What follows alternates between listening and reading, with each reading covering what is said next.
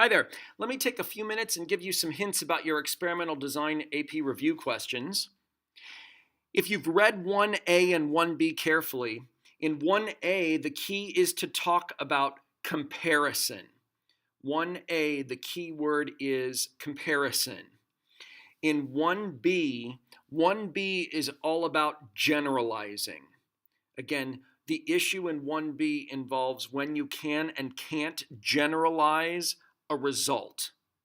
Key words to write about in 1A and B. Question number 2. I really like question number 2, but I wanted to give you a little push in the right direction on question number 2. Understand we have 100 volunteers, so we are interested in looking at boots and waterproofing methods for those boots. So the idea is to assign boots to subjects for 6 months and then evaluate the boots for water damage after 6 months.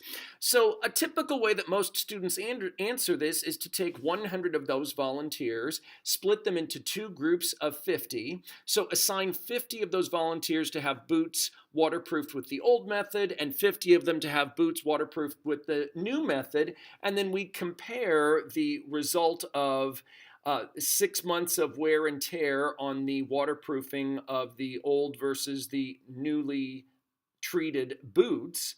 So the thing is, though, that there is a confounding variable there. And the problem is that those volunteers may all have very different habits in how they wear their boots. Maybe you'll have a group of people that were assigned to the old method of waterproofing, and those people go and jump around in puddles all the time in their boots, whereas you have a bunch of people that are using the new waterproofing method that barely ever wear their boots out in the rain. You're going to get a lot of different wear and tear based on what those individuals do with their boots and where they in fact wear them.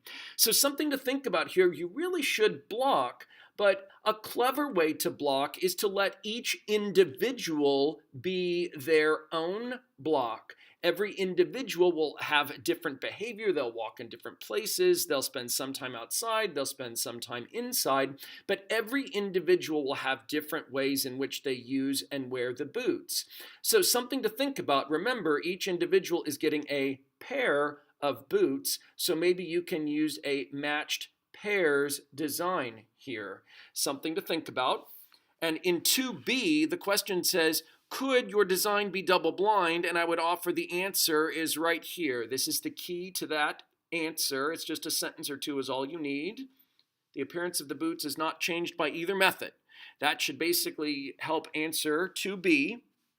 And then lastly, for question number 3, part A, you could, I suppose, draw a diagram of this entire experiment, what this looks like, but really all you're being asked to do is to describe the assignment method for these 24 students to 2 groups of equal size that allows for a valid comparison. So all you really need to write about is how will you do the random assignment for these individuals into the treatment groups. You don't really need to draw a diagram that explains the entire experiment. Part A is really just about how do you do the randomization. That's what matters in 3A. And then in 3B, this is similar to a number of questions that we have seen recently. Ultimately, you're being asked, how might self-selection jeopardize a valid comparison? So think about this. We've talked about how issues involving self-selection might bias a response. That is, in fact, what you need to write about in Part B. So 2 or 3 sentences should be more than enough to answer 3B. I just wanted to give you a little push on these questions. I hope this has been helpful.